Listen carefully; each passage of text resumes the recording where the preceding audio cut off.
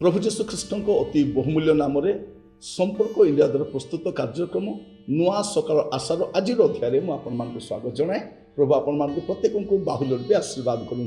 दिन प्रतिदिन आपण मैंने आम सहित जड़ित होती धन्यवाद जनाए।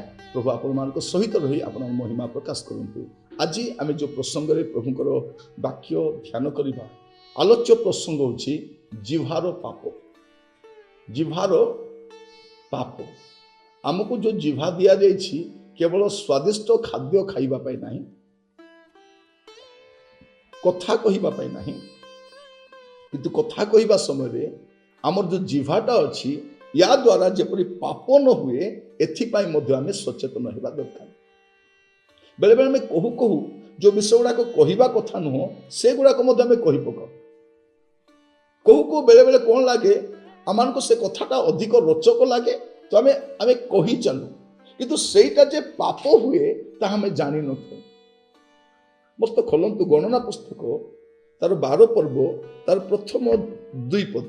गणना 12 पर्व तार प्रथम 2 पद। मूसा एक कुशिया स्त्री की विवाह करथिले।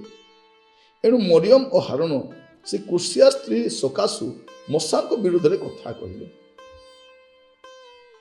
से माने कहिले सदाप्रभु की केवल मूसा सहित कथा कही अच्छा से कि आमान सहित कथा कही ना, मात्र एक कथा सदाप्रभु शुणिले। ये देखंतु मूसा बाहा करिछन, से बाहा बालक को टेंशन नहीं, से गोटे कुशिया स्त्री को बाहा किंतु टेंशन क्या को तांकर भाई भौणी को टेंशन।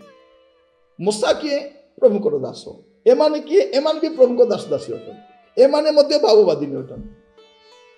माने बाइबल कौन कहूची गोटे सेवक बा सेविका मध्य जड़े वरिष्ठ सेवक सेविका विरुद्ध में कही पारिबो नहीं, किए कहा विरुद्ध में कही पारिबो नहीं। जिह्वार पाप विषय आपण सावधान हेबा दरकार। मोर प्रिय भाई भौणी माने मु आपण मान को सतर्क कराइबा पई चाहे, आपण मान को सचेतन कराइबा पई चाहे। आपण मन रखितांतु जिह्वा द्वारा पाप जेपरि न हुए।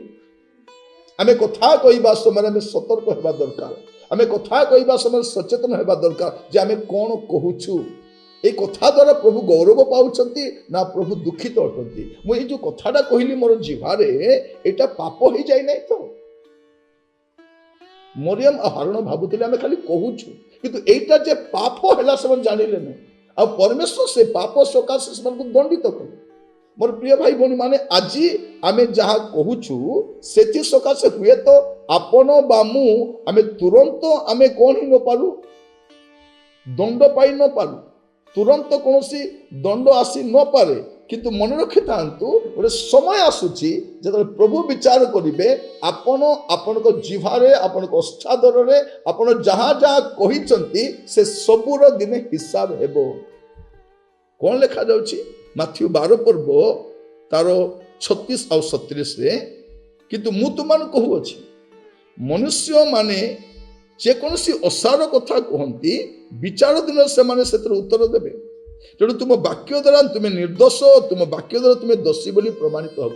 तेणु आपण कौन कहउछंती मन रखि तांतु, सतर्क हेबे, धीरे धीरे कहिबे, भाभी चिंती की कहिबे।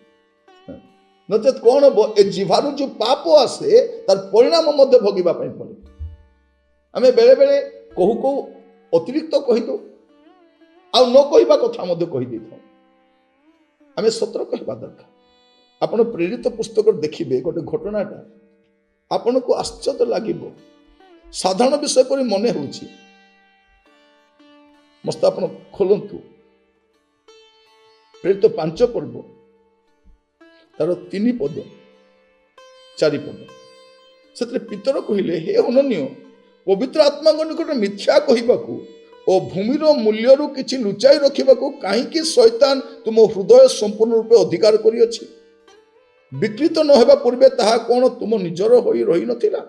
ଆଉ ବିକ୍ରୟ ହେବା ଉତ୍ତାରେ ସେଥିର ମୂଲ୍ୟ କି ତୁମ ନିଜ ଅଧିକାର ନଥିଲା?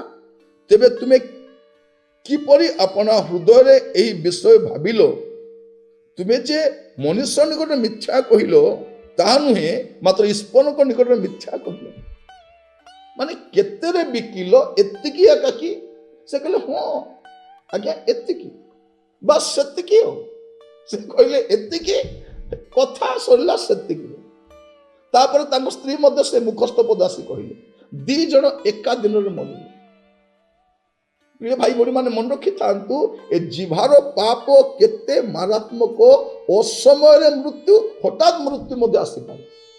ତେଣୁ ଆଜି ବାକ୍ୟ ଶୁଣିଲା ବେଳକୁ ଏ ଜିଭାକୁ ଆକୁ ପ୍ରତିଦିନ ଆପଣ ଯେତେ ସଫା କଲେ ବି ସେ ଅଳିଆଟା ଯାଉନି, କିଛି ନା କିଛି ମନ୍ଦତା ବାହାରି ପଡୁଛି। ତେଣୁ ଆଜି ବାକ୍ୟ ଶୁଣିବା ସମୟରେ ଆପଣ ସତର୍କ ହୁଅନ୍ତୁ, ସଚେତନ ହୁଅନ୍ତୁ। ମୁଁ ପ୍ରଭୁଙ୍କ ଦାସ ଭାବରେ କହିବା ପାଇଁ ଚାହେଁ, କେବଳ ଆପଣଙ୍କୁ ନୁହେଁ, ଆମେ ସମସ୍ତେ ସାବଧାନ ହେବା, ଆମେ ସମସ୍ତେ ଯତ୍ନବାନ ହେବା। ମୋର ପ୍ରିୟ ମାନେ, ପ୍ରଭୁ ଆମମାନଙ୍କୁ ପ୍ରତ୍ୟେକଙ୍କୁ ସାହାଯ୍ୟ କରନ୍ତୁ।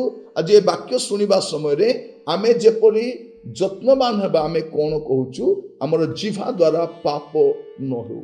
ଆସନ୍ତୁ ପ୍ରାର୍ଥନା କରିବା। ଅନୁଗ୍ରହକାରୀ ପିତା ପରମେଶ୍ୱର, ମୁଁ ଆପଣଙ୍କୁ ଧନ୍ୟବାଦ ଦେଉଛି।